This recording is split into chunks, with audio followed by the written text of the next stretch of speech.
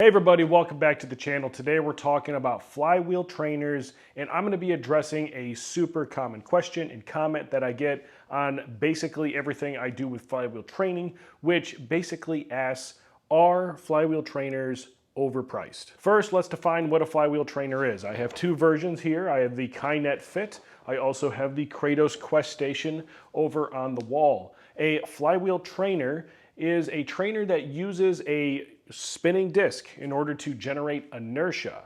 Now, the way that this works is there's usually nylon webbing or some sort of cordage that connects an attachment, whether it's a handle or a belt squat attachment or a harness attachment, some sort of attachment.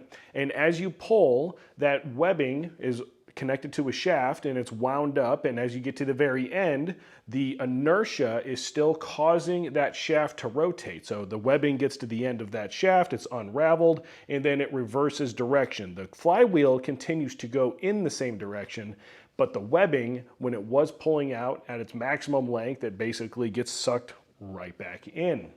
When you get to the very end of the movement, you use your muscles, basically. You use your body to slow that inertia down, and then as you perform another concentric movement, you generate that force all over again. So you slow it down in the eccentric, pull it, and then at the concentric, at the very top of that lift, at the end of the concentric phase, it sucks you right back in and you utilize the eccentric phase of the lift in order to slow down the load. The combination of the concentric pull and then the eccentric resistance that you're not able to just let go of during, say, something where you're fighting gravity actually causes a lot of benefit when it comes to strength and power development, as well as a lot of very researched benefits on hypertrophy. So to break it all down in simple terms, you pull on a cord, a disc spins. The harder you pull, the faster it spins. When it gets to the end, it sucks it right back in, and you begin that process all over. Now, the big question when it comes to valuing this piece of equipment, or really any piece of equipment, is what does it do for you, the home gym owner? Can the flywheel trainer be used in place or in lieu of other pieces of equipment?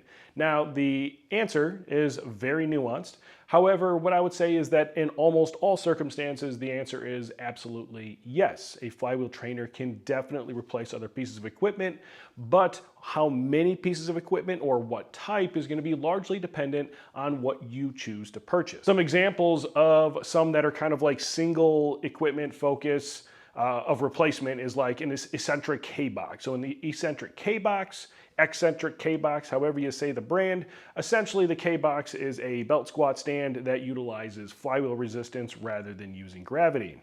So you're really only replacing something like a belt squat.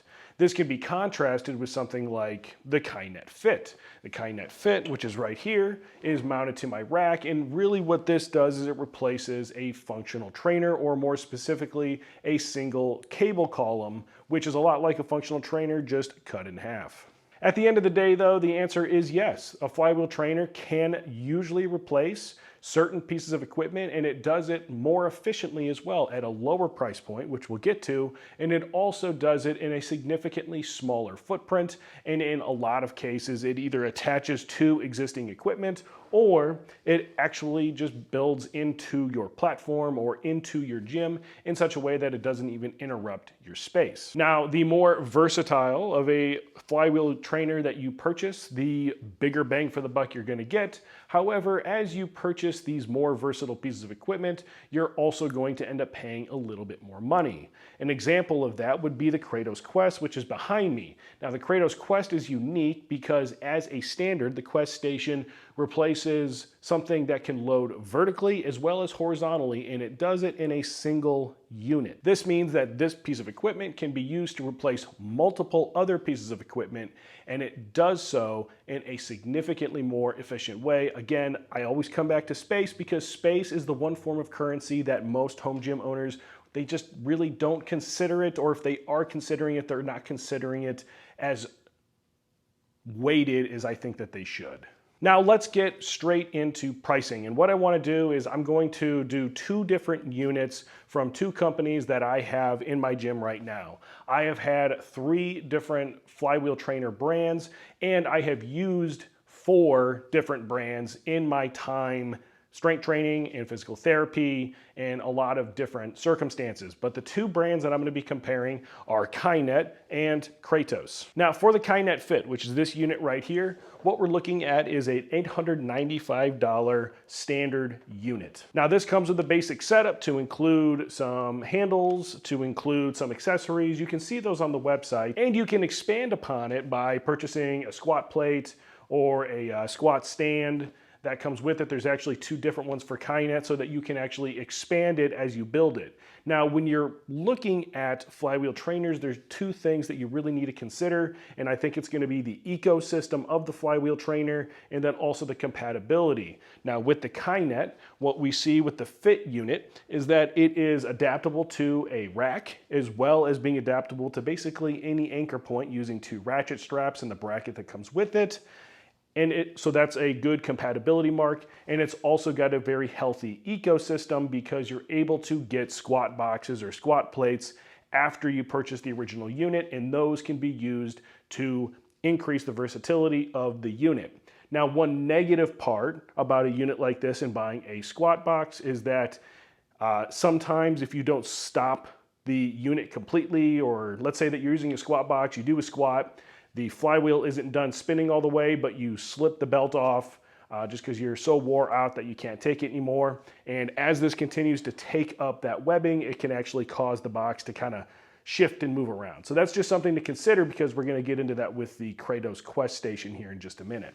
All in all though, before we get to the Kratos Quest, what we have is the Kynet Fit at $899. If you consider that you're going to get something like a squat deck or a squat box, that's going to cost you either $400 or $600 extra dollars. Let's say that you go for the nicer option, maybe with a rack attachment, and you're looking right around that $1,700 mark as far as how much it's going to cost you to get vertical and horizontal loaded movements out of the Kynet Fit. On the other hand, we have the Kratos Quest. Now, there's a couple different versions of the Kratos Quest. Now, remember, my two considerations when looking at Flywheel trainers are going to be, number one, the ecosystem that is existing within that company already, and the compatibility. Now, with the Kratos brand, there is plenty of compatibility going into racks. You can actually purchase a rack adapter that utilizes the Kratos standard mounting plate, and that way you can basically put an upright on a rack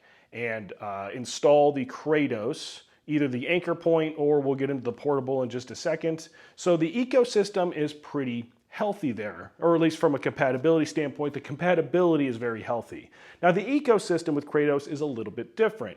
Now recall that when I mentioned about the squat deck for the Kynet Fit with the potential for it to take up and basically cause that squat deck to move if you're not standing on top of it, which can be a safety hazard, Kratos has gone a different direction. So we have the portable flywheel trainer, which comes in at an intro cost of $999. Now, for a lot of people, this is a solid piece of equipment. It allows you to do either vertical pulling down movements. You could do some raise up movements, but the way that you would have to attach it to an anchor point would limit your range of motion. For instance, you wouldn't be able to squat with the Kratos portable, the Kratos Quest portable unit.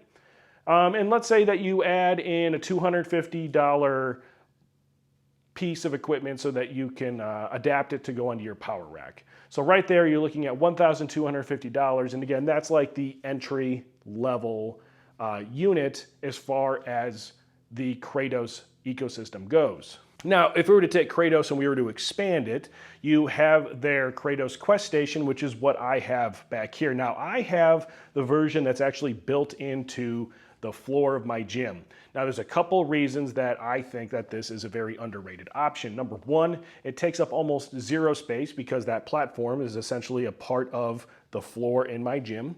And two, it saves you like $600 or something like that dollars. It's a significant savings. I actually think it saves you like $1,000. So I did bring that up because there is a lot more money involved in getting into the Kratos Quest Station, because you're able to do those vertical and horizontal movements, and it's a significantly safer unit.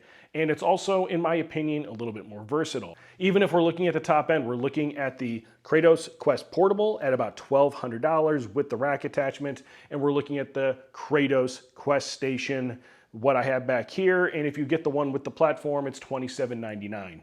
Now, I know that sounds like a lot of money, but again, how do we value pieces of equipment? What it can replace and what value it gives us. Now, in order to do this, what I'm going to do is I'm actually going to do a quick valuation on some single cable columns, as well as some valuations on belt squats, because that's essentially the pieces of equipment that we can replace utilizing these Flywheel trainers. On the less expensive end, I have the Bells of Steel single cable column. It is a selectorized piece of equipment and it costs $1,229.98. Now, Bells of Steel has free shipping, but so do both the Kynet brand and the Kratos brand. And it also is going to take up a significantly bigger amount of space, as well as needing something to attach to. You also have very expensive versions like what I have behind me here, which is the Stray Dog single column. And my version here actually costs $2,255. The big advantage with the Stray Dog one is that my stack, because both of these systems, functional trainers, are typically on a 2-to-1 system, the Stray Dog stack goes all the way up to 300 pounds, where the Bells of Steel stack only goes up to 210. So felt load on both of those is going to be either 105 pounds or 150 pounds respectively. So when it comes to those cable columns, they are pretty expensive. So right there, if we compare the comparable Flywheel trainers to their single cable column counterparts, what you have is literally both the Kratos and the Kynet brand actually coming in at a lower price point than the single cable column for both Bells of Steel and Stray Dog. And again, we look at the space benefit. Both of the Flywheel units take up significantly less space. And in the configuration of the Kratos Quest Portable and the Kynet Fit, these are portable units. You can bring them outside if you travel. It breaks down very easily into a small little bag. And then both of the units use a ratchet strap with the bracket to basically strap it to a tree, strap it to a basketball, like hoop upright thing. Whatever you got around you, you can do a pretty good workout no matter where you are. Now, other pieces of equipment, as we look past the portable units, past the Fit by itself, and past the portable, we get up into replacing a belt squat as well. Now, when it comes to belt squats, I really can't compare the belt squat for the Flywheel units to something like a lever because it's not the same movement. I'm really sorry, but for any of you out there that are using lever belt squats, please stop, and trust me, when you stop, your knees will thank you. Please get into, at a minimum, a cable unit, if not the Squat Max MD, which is the pinnacle of belt squat machines. But when we compare this, the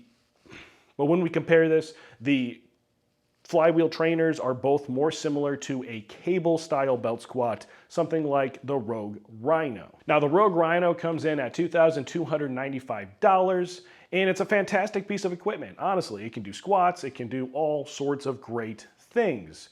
But the Kratos Quest Station costs just a little bit more than that. And if you were to add in the value of the single cable column, which is something that the Kratos Quest Station can do, as well as the Rhino, what you end up with is a total that is significantly less using a Flywheel trainer that can do the movements better, in my opinion, than a single cable column and a belt squat. Now, the Kynet Ultimate, which is like the version of the Kratos Quest Station that's comparable, uses basically the Fit Flywheel housing, and it has a vertical anchor point and a low anchor point, and it's an amazing unit, and it comes in at about $3,542, and it's awesome looking, but it's big and it's pretty expensive. Now, I did ask them the question, if you were to want to upgrade later, if you had a Kynet Fit and you wanted to upgrade to the Ultimate, can you make that happen? And they're going to get back to me on that because Kynet is still really new into the American market. They're not quite sure, I think, what they're going to be doing. So hopefully the answer to that question is yes, because if someone's looking to get into the ecosystem and then slowly build it up to be what it can be, then that would be a really good option. So now let's get right back into the thick of the question. Are Flywheel trainers overpriced? Now, I think that when a lot of people answer this question, They're looking at the answer from the perspective of what materials are in front of me. I see plastic, I see some metal, I see some rubber, I see some brackets made out of steel. So they're looking at it from like a raw materials perspective. With the Kratos, if you have the version with the platform, you have wood, you know, and I'm not saying that it's cheap, because like the wood, for instance, on the Kratos platform is Baltic birch. Like that's very, very expensive plywood. That is like your bougie cabinet plywood, not your standard run-of-the-mill stuff that you buy at Lowe's and Home Depot, people like me buy. There's other things to consider though. For instance, the engineering, the development. How much does it cost to start a company? How much does it cost to take a prototype from prototyping to testing to prototyping to testing to patenting, and then moving into a market where it's pretty difficult to make a living? So these people that own these companies, so like Wes Beecroft, for instance, who is very, very involved in his very small company, as well as the awesome people over at Kynet that I talk with over email, like they're part of a small company that's trying to make a living. At the end of the day, they gotta make their cost. So although the materials might not look like they should cost $2,799, at the end of the day, you're paying for a lot more than that. You're paying for these companies to go out there and do some patents, to do some engineering, to do some marketing, and to push these out to you. Now, as flywheels get more popular, that price might come down, because at that point, the companies are going to be winning based off of volume. But right now, we're all tied up around the axle on whether or not these units are overpriced, and in my opinion, they're not. Even if you look at it from a materials perspective, it doesn't matter. So these things cost less than the comparable units that you would buy for your home gym, whether it's a cable column or a belt squat or any other number of items. They take up less space, which again is probably the most under talked about piece when it comes to building your home gym. And they are just high quality. They're very precision instruments. If you were to not put the bearing in this thing correctly, it would cause it to stop working. So in conclusion, I think that flywheel trainers probably seem really expensive at first glance, but if you consider the equipment they replace, the space they save, as well as how much value they're going to bring to you in your training, it's actually something that you probably can't afford not to do if upgrading to some of these more sophisticated pieces of equipment is something that you're already considering. Again, whether it's a cable column, belt squat, whatever. Thanks for watching. I hope you found this useful. Be sure to like, subscribe, do all the YouTube stuff for more home gym equipment and reviews, as well as just me talking to the camera like on this video. Please support me, watch this, like this. Again, do all the stuff. Don't forget to hit the notification bell, and I will see you guys next time.